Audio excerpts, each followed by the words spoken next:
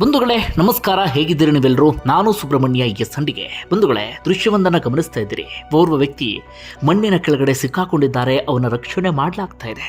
ಯಾಕೆ ಈ ದೃಶ್ಯವನ್ನು ನಿಮ್ಮ ಮುಂದೆ ಇಟ್ಟೆ ಅಂದರೆ, ಈ ಕೇರಳ ವೈನಾಡಿನ ಆ ಭೂಕುಸಿತದ ಭೀಕರತೆಯನ್ನು ಎಲ್ಲ ದೃಶ್ಯಗಳು ಕೂಡ ಸಾರಿ ಸಾರಿ ಹೇಳುತ್ತವೆ. ಇದು ಕೇವಲ ಒಂದು ದೃಶ್ಯ ಮಾತ್ರ, ಇಂತಹ ನೂರಾರು ದೃಶ್ಯಕ್ಕೆ ರಕ್ಷಣಾ ತಂಡದವರು ಸಾಕ್ಷಿಯಾಗಿದ್ದಾರೆ. ಆರಂಭದ 2 ದಿನಗಳ ಕಾಲ ಈ ರೀತಿಯಾಗಿ ಬಂಡೆಯ ಕೆಳಗಡೆ ಅವಶೇಷಗಳ ಅಡಿಯಲ್ಲಿ, ಮಣ್ಣಿನ ಅಡಿಯಲ್ಲಿ ಸಿಲುಕಿದ್ದಂಥ ನೂರಾರು ಮಂದಿಯನ್ನು ರಕ್ಷಣಾ ಪಡೆಯವರು ಕಾಪಾಡಿದ್ದಾರೆ. ನಾವು ಈ ಸಂದರ್ಭದಲ್ಲಿ ರಕ್ಷಣಾ ಪಡೆಯವರಿಗೆ ಹ್ಯಾಟ್ಸಪ್ ಅನ್ನು ಹೇಳಲೇಬೇಕು. ಈ ಮೂಲಕ ಇವತ್ತಿನ ಈ ವಿಡಿಯೋವನ್ನು ನಾನು ಆರಂಭಿಸ್ತಾ ಇದ್ದೇನೆ. ಬಂಧುಗಳೇ, ರಕ್ಷಣಾ ಕಾರ್ಯಾಚರಣೆ 7ನೇ ದಿನಕ್ಕೆ ಕಾಲಿಟ್ಟಿದೆ. ಹಾಗಾದರೆ ಇಲ್ಲಿಯವರೆಗೆ ಏನೆಲ್ಲ ಬೆಳವಣಿಗೆ ಆಗಿದೆ, ಸದ್ಯದ ಡೆವಲಪ್ಮೆಂಟ್ ಏನು, ಅದೆಲ್ಲವನ್ನು ಕೂಡ ಗಮನಿಸ್ತಾ ಹೋಗೋಣ. ಪ್ರತಿದಿನ ಈ ಸಮಯಕ್ಕೆ ಒಂದೊಂದು ವಿಚಾರವನ್ನು ನಿಮ್ಮ ಮುಂದೆ ಇಡ್ತಾ ಇದ್ದೇನೆ ಆ ಭೂಕುಸಿತಕ್ಕೆ ಸಂಬಂಧಪಟ್ಟ ಹಾಗೆ. ಯಾಕೆಂದರೆ ಅತ್ಯಂತ ದುರಂತಮಯ, ಈ ವರ್ಷ ಅಲ್ಲ ಇತ್ತೀಚೆಗೆ ಕಂಡಂಥ ಅತ್ಯಂತ ಘೋರವಾದಂಥ ದುರಂತ ಇದು. ಈ ಕಾರಣಕ್ಕಾಗಿ ನಾವೆಲ್ಲರೂ ಕೂಡ ಮಾತಾಡಲೇಬೇಕಾಗತ್ತೆ. ಬಂಧುಗಳೇ, ನಿನ್ನೆವರೆಗೆ ಬೇರೆ ಬೇರೆ ಒಂದಷ್ಟು ವಿಚಾರವನ್ನು ಗಮನಿಸ್ತಾ ಇದ್ವಿ. ಇವತ್ತು ಇನ್ನೊಂದಷ್ಟು ಸಂಗತಿಯನ್ನು ನಿಮ್ಮ ಮುಂದೆ ಇಡ್ತೀನಿ. ಈಗಾಗಲೇ ಸಾವಿನ ಸಂಖ್ಯೆ 400ರ ಆಸುಪಾಸಿಗೆ ಬಂದಿದೆ. ಇನ್ನು 180 ಮಂದಿ ನಾಪತ್ತೆಯಾಗಿದ್ದಾರೆ. ಅದರ ಬಹಳ ಬೇಸರದ ಸಂಗತಿ ಅಂದರೆ ರಕ್ಷಣಾ ತಂಡದವರು ಈಗಾಗಲೇ ಬಹಳ ಸ್ಪಷ್ಟವಾಗಿ ಹೇಳಿದ್ದಾರೆ, ಇನ್ಯಾರೂ ಕೂಡ ಬದುಕುಳಿರುವಂಥ ಚಾನ್ಸಸ್ ಇಲ್ಲ ಅಂತ. ಅಂದರೆ ನಾಪತ್ತೆಯಾದವರು ಯಾರು ಕೂಡ ಬದುಕಿರುವಂಥ ಚಾನ್ಸಸ್ ತೀರಾ ಕಡಿಮೆ. ಇನ್ಯಾವುದೋ ಊರಿಗೆ ನೀರಿನಲ್ಲಿ ಕೊಚ್ಕೊಂಡು ಹೋಗಿ ಇನ್ನೇನೋ ಆಗಿ ಪವಾಡವೇ ಸಂಭವಿಸಿ ಅಲ್ಲೆಲ್ಲೋ ಅವರು ಬದುಕಿ ಒಂದಷ್ಟು ದಿನಗಳ ನಂತರ ವಾಪಸ್ ಬರುವಂಥ ಚಾನ್ಸಸ್ ಅಂಥದ್ದು ಬಿಟ್ಟರೆ ಇನ್ನುಳಿದಂತೆ ಬದುಕಿರುವಂಥ ಸಾಧ್ಯತೆ ತೀರಾ ಕಡಿಮೆ. ಯಾಕಂದರೆ 7 ದಿನಗಳ ಕಾಲ ಅನ್ನ ನೀರಿಲ್ಲದೆ ಯಾರು ಕೂಡ ಬದುಕಿರೋದಕ್ಕೆ ಸಾಧ್ಯ ಇಲ್ಲ. ಆರಂಭದ 4 ದಿನಗಳ ಕಾಲದವರೆಗೂ ಆ ಹೋಪ್ ಇತ್ತು. ಯಾಕಂದರೆ 4ನೇ ದಿನವೂ ಕೂಡ 4 ಮಂದಿಯನ್ನು ರಕ್ಷಣೆ ಮಾಡಲಾಗಿತ್ತು. ಅದಾದ ಬಳಿಕ ಇನ್ನೊಂದು 3 ಮಂದಿಯನ್ನು ರಕ್ಷಣೆ ಮಾಡಲಾಗಿತ್ತು. ಗುಹೆಯಲ್ಲಿ ಸಿಕ್ಕಾಕೊಂಡಿದ್ದಂಥ 4ರನ್ನು, 3 ಮಕ್ಕಳು ಸೇರಿದಂತೆ ಒಟ್ಟು 4ರನ್ನು ರಕ್ಷಣಾ ತಂಡದವರು ರಕ್ಷಣೆ ಮಾಡಿದರು. ಹೀಗಾಗಿ ಅಲ್ಲಿಯವರೆಗೂ ಕೂಡ ಒಂದಷ್ಟು ಹೋಪ್ ಇತ್ತು. ಯಾಕಂದರೆ 3-4 ದಿನಗಳ ಕಾಲ ಅನ್ನ ನೀರಿಲ್ಲದೆಯೂ ಕೂಡ ಬದುಕಿರಬಹುದು ಅಂತ. ಆದರೆ ಈಗ 7 ದಿನ ಆಗಿದೆ. ಹೀಗಾಗಿ 180 ಮಂದಿ ನಾಪತ್ತೆಯಾಗಿದ್ದಾರಲ್ಲ, ಅವರೆಲ್ಲರೂ ಕೂಡ ಆ ಸಾವಿನ ಲಿಸ್ಟ್ ಇದೆಯಲ್ಲ ಅದಕ್ಕೆ ಸೇರುವಂಥ ಸಾಧ್ಯತೆ ಇದೆ. ಇದು ಬಹಳ ಬೇಸರದ ಸಂಗತಿ. ರಕ್ಷಣಾ ತಂಡದವರು ಕೂಡ ಇದು ಸಂಬಂಧಪಟ್ಟಾಗ ಬಹಳ ಸ್ಪಷ್ಟವಾಗಿ ಹೇಳಿದ್ದಾರೆ. ಇನ್ನುಳಿದಂತೆ ಈ ಮೃತದೇಹಗಳ ವಿಚಾರಕ್ಕೆ ಬರೋದಾದರೆ, ಒಂದಷ್ಟು ಮೃತದೇಹಗಳನ್ನು ಗುರುತು ಹಿಡಿಯೋದಕ್ಕೆ ಸಾಧ್ಯ ಆಗ್ತಿದೆ, ಇನ್ನೊಂದಷ್ಟು ಮೃತದೇಹಗಳನ್ನು ಗುರುತು ಹಿಡಿಯೋದಕ್ಕೆ ಸಾಧ್ಯ ಆಗ್ತಾ ಇಲ್ಲ. ನಿನ್ನೆವರೆಗೆ ಅದು 74ರ ಆಸುಪಾಸಿನಲ್ಲಿತ್ತು, ಗುರುತು ಹಿಡಿಯೋಕ್ಕೆ ಸಾಧ್ಯ ಆಗ್ತಿಲ್ಲ ಅಂತ. ಅದರಲ್ಲಿ ಒಂದಷ್ಟನ್ನು ಪತ್ತೆ ಹಚ್ಚಿದ್ದಾರೆ. ಅಂದರೆ ಅವರ ಕುಟುಂಬದವರು, ಸಂಬಂಧಿಕರು ಯಾರೋ ಬಂದು ಇವರು ನಮ್ಮವರು ಅಂತ ಹೇಳಿದ್ದಾರೆ. ಆದರೆ ಇನ್ನುಳಿದಂತೆ 31 ಮೃತದೇಹ ಅದನ್ನು ಪತ್ತೆ ಹಚ್ಚೋದಕ್ಕೆ ಈ ಕ್ಷಣಕ್ಕೂ ಕೂಡ ಸಾಧ್ಯ ಆಗ್ತಾ ಇಲ್ಲ. ಇನ್ನು 158 ದೇಹದ ಭಾಗ ಸಿಕ್ಕಿದೆ. ಮುಖ ಕಂಡಾಗಲೇ ಪತ್ತೆ ಹಚ್ಚೋದು ಕಷ್ಟ ಆಗ್ತಿದೆ. ಇನ್ನು ದೇಹದ ಭಾಗ, ಕೈ ಕಾಲು ಅಂಥದ್ದನ್ನು ಪತ್ತೆ ಹಚ್ಚೋದು ಬಹಳನೇ ಕಷ್ಟ. ಹೀಗಾಗಿ ಸಾಮೂಹಿಕ ಅಂತ್ಯಕ್ರಿಯೆಯನ್ನು ಮಾಡಲಾಗ್ತಾ ಇದೆ. ಗುರುತು ಯಾರು ಪತ್ತೆ ಹಚ್ಚೋದಕ್ಕೆ ಸಾಧ್ಯ ಆಗ್ತಿಲ್ಲ. ಜೊತೆಗೆ ಒಂದಷ್ಟು ಪತ್ತೆ ಹಚ್ಚಿದಂಥ ಮೃತದೇಹವನ್ನು ಕೂಡ ಸಾಮೂಹಿಕ ಅಂತ್ಯಕ್ರಿಯೆ ಮಾಡಲಾಗ್ತಾ ಇದೆ. ಹಿಂದೂ, ಮುಸ್ಲಿಂ, ಕ್ರಿಶ್ಚಿಯನ್, ಆ ಜಾತಿ ಈ ಜಾತಿ ಅದ್ಯಾವುದನ್ನು ಕೂಡ ನೋಡ್ತಾ ಇಲ್ಲ. ಒಟ್ಟಾರೆಯಾಗಿ ಸಾಮೂಹಿಕವಾದಂಥ ಅಂತ್ಯಕ್ರಿಯೆ. ಇದೆಲ್ಲವನ್ನು ಕೂಡ ನೋಡಿದಾಗ ಅನಿಸುತ್ತೆ, ನಾವು ಯಾವುದ್ಯಾವುದೋ ವಿಚಾರಕ್ಕೆ ಬಡದಾಡ್ತೀವಿ, ಜಾತಿ ಧರ್ಮ ಅಂತ ಕಿತ್ತಾಡ್ತೀವಿ. ಆದರೆ ಇಲ್ಲಿ ನೋಡಿದ್ರೆ ಯಾವ ಜಾತಿಯೂ ಇಲ್ಲ, ಯಾವ ಧರ್ಮವೂ ಇಲ್ಲ. ಒಟ್ಟಾರೆ ಎಲ್ಲರನ್ನೂ ಕೂಡ ಸಾಮೂಹಿಕವಾದಂಥ ಅಂತ್ಯಕ್ರಿಯೆ. ಇನ್ನುಳಿದಂತೆ ಒಟ್ಟಾರೆಯಾಗಿ ಇದು ಎಷ್ಟರ ಮಟ್ಟಿಗೆ ಪರಿಣಾಮ ಬೀರಿದೆ ಅಂದರೆ 4833 ಮಂದಿಗೆ ಒಟ್ಟಾರೆ ಎಫೆಕ್ಟ್ ಆಗಿದೆಯಂತೆ. ಅಂದರೆ ಈ ಭೂಕುಸಿತದಿಂದ ಅವರೆಲ್ಲರಿಗೂ ಕೂಡ ಪರಿಣಾಮ ಬೀರಿದೆ. ಇನ್ನು 3 ಊರುಗಳು ಸಂಪೂರ್ಣವಾಗಿ ಸರ್ವನಾಶ ಆಗಿದೆ. ಸದ್ಯಕ್ಕಂತೂ ಆ ಊರನ್ನು ಮರುನಿರ್ಮಾಣ ಮಾಡೋದಕ್ಕೆ ಸಾಧ್ಯ ಇಲ್ಲದಂಥ ಪರಿಸ್ಥಿತಿ ಇದೆ. ಹೀಗಾಗಿ ಅಲ್ಲಿ ಮತ್ತೆ ಜನವಸತಿ ಸಾಧ್ಯತೆ ತೀರಾ ಕಡಿಮೆ. ಹೀಗಾಗಿ ಅವರೆಲ್ಲರನ್ನೂ ಕೂಡ ಬೇರೆ ಕಡೆಗೆ ಶಿಫ್ಟ್ ಮಾಡಲಾಗ್ತದೆ. ಈಗಾಗಲೇ ಕಾಳಜಿ ಕೇಂದ್ರದಲ್ಲಿ ಬೇರೆ ಬೇರೆ ಕಡೆಗಳಲ್ಲಿ ಆಶ್ರಯ ಪಡೆದಿದ್ದಾರೆ. ಅವರಿಗೋಸ್ಕರ ಒಂದು ಪ್ರತ್ಯೇಕವಾದಂಥ ಟೌನ್ಶಿಪ್ ನಿರ್ಮಾಣ ಮಾಡುವಂಥ ಪ್ಲಾನ್ ಕೂಡ ಕೇರಳ ಸರ್ಕಾರ ಮಾಡಿಕೊಂಡಿದೆ. ಇದರ ನಡುವೆ ಇವತ್ತು ಬಂದಂಥ ಇನ್ನೊಂದು ಸುದ್ದಿ ಎಂಥವರನ್ನು ಕೂಡ ಅರೆಕ್ಷಣ ರೀತಿಯಲ್ಲಿ ಶೇಕ್ ಮಾಡುವಂಥ ಸುದ್ದಿ ಅಂದರೂ ಕೂಡ ತಪ್ಪಾಗಲಿಕ್ಕಿಲ್ಲ. ಸಾಕಷ್ಟು ಮಕ್ಕಳು ಪ್ರಾಣ ಕಳ್ಕೊಂಡಿದ್ದಾರೆ.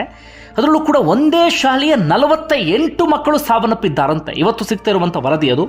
ವೆಲ್ಲರ್ಮಾಲ ಎನ್ನುವಂತಹ ಶಾಲೆ ಮೆಪ್ಪಾಡಿ ಭಾಗದಲ್ಲೇ ಬರುವಂತಹ ಶಾಲೆ ಅದು. ಶಾಲೆಯೂ ಕೂಡ ಕಂಪ್ಲೀಟ್ ಆಗಿ ಧ್ವಂಸ ಆಗಿಬಿಟ್ಟಿದೆ. ಶಾಲೆಯ ಕೆಲವು ಗೋಡೆ ಮಾತ್ರ ಹಾಗೆ ಬಾಕಿ ಉಳ್ಕೊಂಡಿದೆ. ಮಕ್ಕಳ್ಯಾರು ಕೂಡ ಶಾಲೆಯಲ್ಲಿ ಇರಲಿಲ್ಲ. ಆದರೆ ಆ ಶಾಲೆಯಲ್ಲಿ ಓದ್ತಾ ಇದ್ದಂಥವರು, ತಮ್ಮ ಮನೆಯಲ್ಲೇ ಇದ್ದಂಥವರು, ಸುತ್ತಮುತ್ತ ಮನೆಗಳಿದ್ವಲ್ಲ ಅಲ್ಲಿ ಇದ್ದಂತಹ ಶಾಲೆಯ ಮಕ್ಕಳು. ಆ ಶಾಲೆಯಲ್ಲಿ ಬರೋಬ್ಬರಿ 900 ಮಕ್ಕಳು ಓದ್ತಾ ಇದ್ರಂತೆ. ಸರ್ಕಾರಿ ಶಾಲೆ ಅದು. 900 ಮಕ್ಕಳು ಓದ್ತಾ ಇದ್ರು.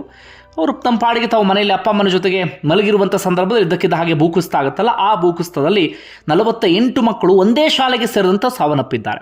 ಅಂದರೆ ಇಲ್ಲಿವರೆಗೂ ಕೂಡ ಕ್ಲಿಯರ್ ರಿಪೋರ್ಟ್ ಸಿಕ್ಕಿರಲಿಲ್ಲ ಏನು ಎತ್ತ ಅಂತೇಳಿ. ಆದರೆ ಇವತ್ತು ಅದಕ್ಕೆ ಸಂಬಂಧಪಟ್ಟಾಗ ಒಂದಷ್ಟು ವರದಿ ಸಿಗ್ತಾ ಇದೆ. ಜೊತೆಗೆ ಆ ಶಾಲೆಯ ಸುತ್ತಮುತ್ತವೇ ರಕ್ಷಣಾ ತಂಡದವರು ಹುಡುಕಾಡುವಂಥ ಕೆಲಸವನ್ನು ಮಾಡ್ತಿದ್ದಾರೆ. ಇನ್ನೊಂದಷ್ಟು ಶವ ಸಿಗುವಂಥ ಸಾಧ್ಯತೆ ಇದೆ ಎನ್ನುವಂಥ ಕಾರಣಕ್ಕಾಗಿ ಹೀಗಾಗಿ ಆ ಸಂಖ್ಯೆ ಇನ್ನಷ್ಟು ಜಾಸ್ತಿಯೂ ಕೂಡ ಆಗಬಹುದು. ಸುತ್ತಮುತ್ತ ಇದ್ದಂಥ ಮಕ್ಕಳೆಲ್ಲರೂ ಕೂಡ ಅದೇ ಶಾಲೆಗೆ ಹೋಗ್ತಾ ಇದ್ರು. ಒಟ್ಟಾರೆಯಾಗಿ 48 ಮಕ್ಕಳು ಆ ಶಾಲೆಯಲ್ಲಿ ಸುದೀರ್ಘ ಅವಧಿಗೆ ಟೀಚರ್ ಆಗಿ ಕೆಲಸ ಮಾಡಿದಂಥವರು ಒಬ್ಬರು ಕೂಡ ಕಣ್ಣೀರು ಹಾಕ್ತಾ ಇದ್ರು. ಎಂತಹ ದುರಂತ ಇದು, ಇದನ್ನು ನನಗೆ ಅರಗಿಸಿಕೊಳ್ಳೋದಕ್ಕೂ ಕೂಡ ಸಾಧ್ಯ ಆಗ್ತಿಲ್ಲ ಅಂತ ಹೇಳಿ. ಜೊತೆಗೆ ಆ ಶಾಲೆಗೆ ಸೇರಿದಂಥ ಒಂದಷ್ಟು ಮಕ್ಕಳು ಈಗಾಗಲೇ ಕಾಳಜಿ ಕೇಂದ್ರದಲ್ಲಿ ಬೇರೆ ಬೇರೆ ಕಡೆಗಳಲ್ಲಿದ್ದಾರೆ. ಆ ಮಕ್ಕಳು ಕೂಡ ಇದೀಗ ತಮ್ಮ ಸ್ನೇಹಿತರನ್ನ ನೆನೆಸ್ಕೊಂಡು ಕಣ್ಣೀರು ಹಾಕುವಂಥ ಪರಿಸ್ಥಿತಿ ಎದುರಾಗಿ ಬಿಟ್ಟಿದೆ. ಇದು ಇವತ್ತಿನ ಮತ್ತೊಂದು ಅಪ್ಡೇಟ್. ಅದರ ಆಚೆಗೆ ಇನ್ನೊಂದಷ್ಟು ವಿಚಾರವೂ ಕೂಡ ಇದೀಗ ಗಮನ ಸೆಳೀತಾ ಇದೆ. ಅದೇನಪ್ಪ ಅಂದರೆ ಒಂದಷ್ಟು ಜನರನ್ನು ರಕ್ಷಣೆ ಮಾಡಿದಂಥವರೇ ಪ್ರಾಣ ಬಿಟ್ಬಿಟ್ರು ಅಂತ. ಒಂದು ಬ್ರಿಜೇಶ್ ಎನ್ನುವಂಥ ವ್ಯಕ್ತಿ ನಿಮ್ಮೆಲ್ಲರಿಗೂ ಕೂಡ ಗೊತ್ತೇ ಇದೆ. ಒಂದು 30-40 ಮಂದಿಯನ್ನು ಕಾಪಾಡಿದ್ರಂತೆ. ಈ ರೀತಿಯಾಗಿ ಭೂಕುಸಿತ ಆಗ್ತಾ ಇದ್ದ ಹಾಗೆ ತಮ್ಮ ಸ್ವಂತ ಜೀಪ್ನಲ್ಲಿ ಎಲ್ಲರನ್ನೂ ಕೂಡ ಕರ್ಕೊಂಡು ಹೋಗಿ ಸೇಫ್ ಆದಂಥ ಸ್ಥಳಕ್ಕೆ ತಲುಪಿಸಿ ಬಂದಿದ್ದಾರೆ. ಬ್ಯಾಕ್ ಟು ಬ್ಯಾಕ್ ಟ್ರಿಪ್ ಹೊಡೆದಿದ್ದಾರೆ, ಬೇರೆ ಬೇರೆ ಕಡೆಗೆ ತಲುಪಿಸಿ ಬಂದಿದ್ದಾರೆ. ಕೊನೆಯದಾಗಿ ಅವರೇ ವಾಪಸ್ ಬರುವಂಥ ಸಂದರ್ಭದಲ್ಲಿ ಬ್ಯಾಕ್ ಟು ಬ್ಯಾಕ್ ಭೂಕುಸಿತ ಆದಂಥ ಕಾರಣಕ್ಕಾಗಿ ಅವರೇ ಪ್ರಾಣ ಕಳ್ಕೊಂಡ್ರು. ಇದೀಗ ಮತ್ತೊಬ್ಬರ ಹೆಸರು ಮುನ್ನೆಲೆಗೆ ಬಂದಿದೆ. ನೀತು ಜೋಜೋ ಅಂತ ಹೇಳಿ ಅವರ ಹೆಸರು. ಯಾವುದೋ ಆಸ್ಪತ್ರೆಯಲ್ಲಿ ಕೆಲಸ ಮಾಡ್ತಾ ಇದ್ದಂಥವ್ರಂತೆ. ಭೂಕುಸಿತ ಆಗ್ತಾ ಇದ್ದ ಹಾಗೆ ರಕ್ಷಣಾ ತಂಡದವರಿಗೆ ಮೊದಲು ಕರೆ ಮಾಡಿ ಹೇಳಿದ್ದು ನೀತು ಜೋಜೋ. ಜೊತೆಗೆ ಒಂದಷ್ಟು ಮಂದಿಯನ್ನು ಒಂದು ಮನೆ ಒಳಗಡೆ ಸೇಫ್ ಆಗಿ ಇರುವ ರೀತಿಯಲ್ಲೂ ಕೂಡ ನೀತು ಜೋಜೋ ನೋಡಿಕೊಂಡಿದ್ರು. ಅವ್ರು ಹೇಳಿದಂಥ ಕಾರಣಕ್ಕಾಗಿ ರಕ್ಷಣಾ ತಂಡದವರು ಕೂಡ ಬರ್ತಾರೆ. ಜೊತೆಗೆ ಅವ್ರು ಯಾವ್ಯಾವ ಪ್ಲೇಸನ್ನು ಹೇಳಿದ್ರು ಆ ಪ್ಲೇಸಲ್ಲೆಲ್ಲ ರಕ್ಷಣಾ ತಂಡದವರು ಹುಡುಕಾಟವನ್ನು ತಕ್ಷಣವೇ ಆರಂಭಿಸ್ತಾರೆ. ಒಂದಷ್ಟು ಜನರು ರಕ್ಷಣೆ ಮಾಡುವಂಥ ಕೆಲಸವನ್ನು ಮಾಡ್ತಾರೆ. ನೀತು ಜೋಜೋ ಎಲ್ಲರನ್ನೂ ಕೂಡ ಸೇಫ್ ಮಾಡುವಂತಹ ಸಂದರ್ಭದಲ್ಲಿ ಅವರು ಮಾತ್ರ ಒಂದು ಪ್ಲೇಸ್ನಲ್ಲಿ ಸಿಕ್ಕಾಕೊಂಡು ಬಿಡ್ತಾರೆ. ಕೊನೆಗೆ ಆ ಭೂಕುಸಿತದಲ್ಲಿ ಅವರೇ ಪ್ರಾಣವನ್ನು ಕಳ್ಕೊಂಡು ಬಿಟ್ರು. ಸದ್ಯ 2 ಹೆಸರು ಆ ಭಾಗದಲ್ಲಿ ಇದೀಗ ಸದ್ದು ಮಾಡ್ತಾ ಇದೆ. ಒಂದು ಬ್ರಿಜೇಶ್ ಎನ್ನುವಂಥ ಹೆಸರು, ಮತ್ತೊಂದು ನೀತು ಜೋಜೋ ಎನ್ನುವಂಥ ಹೆಸರು. ಯಾಕಂದರೆ ಸಾಕಷ್ಟು ಮಂದಿಯನ್ನು ಬದುಕಿಸಿ ತಾವೇ ಪ್ರಾಣ ಕಳ್ಕೊಳ್ಳುವಂಥ ಪರಿಸ್ಥಿತಿ ಎದುರಾಗಿ ಬಿಡ್ತು ಅಂತ ಹೇಳಿ. ಇದಿಷ್ಟು ಇಲ್ಲಿವರೆಗಿನ ಸದ್ಯದ ಅಪ್ಡೇಟ್. ಅದರ ನಡುವೆ ಒಂದಷ್ಟು ಪವಾಡವನ್ನು ನೀವು ಗಮನಿಸ್ತಾನೆ ಇದ್ರಿ. ಆನೆ ಒಂದು ಮಹಿಳೆ ಹಾಗೆ ಮಗುವನ್ನು ಕಾಪಾಡಿದಂಥ ವಿಚಾರ, ಜೊತೆಗೆ ಗುಹೆಯಲ್ಲಿದ್ದಂಥ 4 ಮಕ್ಕಳನ್ನು ರಕ್ಷಣೆ ಮಾಡಿದಂಥ ಸಂಗತಿ, ಹಾಗೆ ಯಾರ್ಯಾರಿಗೆ ತಾಯಿ ಇಲ್ವೋ ಅಂಥವರಿಗೆ 2 ಮಕ್ಕಳ ತಾಯಿಯೊಬ್ಬರು ತಮ್ಮ ಎದೆ ಹಾಲನ್ನು ಕುಡಿಸ್ತೀನಿ ಅಂತ ಮುಂದೆ ಬಂದಂಥ ವಿಚಾರ, ಒಂದಷ್ಟು ಮಕ್ಕಳನ್ನು ದತ್ತು ತೆಗೆದುಕೊಳ್ತಿರುವಂಥ ಸಂಗತಿ. ಅಂದರೆ ಬರೀ ದುರಂತದ ನಡುವೆ ಇಂತಹ ಒಂದಷ್ಟು ಒಳ್ಳೊಳ್ಳೆ ಸುದ್ದಿಯನ್ನು ಕೂಡ ಕೇಳ್ತಿದ್ದೀವಿ. ಇನ್ನು ಗಿಳಿ ಯಾರಿಗೂ ಎಚ್ಚರಿಸ್ತು ಎನ್ನುವ ಕಾರಣಕ್ಕಾಗಿ ಅವರಲ್ಲಿಂದ ಬೇರೆ ಕಡೆಗೆ ಹೋಗಿದ್ರಂತೆ. ಅವರು ತಮ್ಮ ಜೀವ ಗಿಳಿಯಿಂದ ಉಳಿತು ಅಂತ ಹೇಳ್ತಿದ್ದಾರೆ. ಇನ್ಯಾರೋ ಹಸುವಿಂದ ನಮ್ಮ ಜೀವ ಉಳಿತು, ಹಸು ನಮಗೆ ಸೂಚನೆ ಕೊಡ್ತು ಅಂತ ಹೇಳ್ತಿದ್ದಾರೆ. ಇನ್ನು ಎಷ್ಟೋ ದಿನಗಳಾದರೂ ಕೂಡ ನಾಯಿಗಳು, ಅವ್ರು ಸಾಕಿದಂಥ ನಾಯಿಗಳು ಈಗಲೂ ಕೂಡ ಊಟ ಏನೂ ತಿನ್ನದೆ ಮಾಲೀಕರಿಗೋಸ್ಕರ ಹುಡುಕಾಡ್ತಿದ್ದಾವೆ. ಆ ನಾಯಿಯ ನಿಯತ್ತು ಇದೀಗ ಆ ದುರಂತದ ಸ್ಥಳದಲ್ಲಿ ಗಮನ ಸೆಳೀತಾ ಇದೆ. ಅದರ ನಡುವೆ ಇನ್ನೊಂದು ವಿಚಾರಕ್ಕೆ ಸಂಬಂಧಪಟ್ಟ ಹಾಗೆ ಚರ್ಚೆ ಆಗಿದೆ. ಅದು DC ಸಂಬಂಧಪಟ್ಟ ಹಾಗೆ ಆ ಭಾಗದ ಜಿಲ್ಲಾಧಿಕಾರಿಯಾಗಿರುವಂಥ ಮೇಘಶ್ರೀ. ಯಾಕೆ ಗಮನ ಸೆಳೀತಿದೆ ಅಂದರೆ ಕರ್ನಾಟಕದಲ್ಲಿ ಅವ್ರ ಬಗ್ಗೆ ಚರ್ಚೆ ಆಗ್ತಿದೆ. ಅವರು ಮೂಲತಃ ಚಳ್ಳಕೆರೆ, ಚಿತ್ರದುರ್ಗದ ಚಳ್ಳಕೆರೆಯವರು, ದೊಡ್ಡೇರಿ ಎನ್ನುವಂತಹ ಭಾಗದವರು.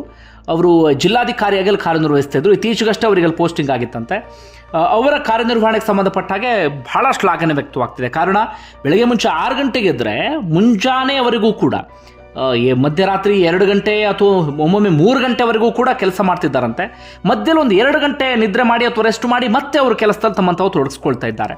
ಹೀಗಾಗಿ ಮೇಘಶ್ರೀ ಅವರ ಕೆಲಸಕ್ಕೆ ಸಂಬಂಧಪಟ್ಟ ಹಾಗೆಯೂ ಕೂಡ ನಾವು ಹ್ಯಾಟ್ಸಪ್ಪನ್ನು ಹೇಳಬೇಕು. ಬಂಧುಗಳೇ, ಇದು ಸದ್ಯದ ಅಪ್ಡೇಟ್. ಮುಂದೆ ಏನೆಲ್ಲ ಬೆಳವಣಿಗೆ ಆಗುತ್ತೆ ಕಾದು ನೋಡೋಣ. ಧನ್ಯವಾದ ವಿಡಿಯೋ ನೋಡಿದ್ದಕ್ಕಾಗಿ.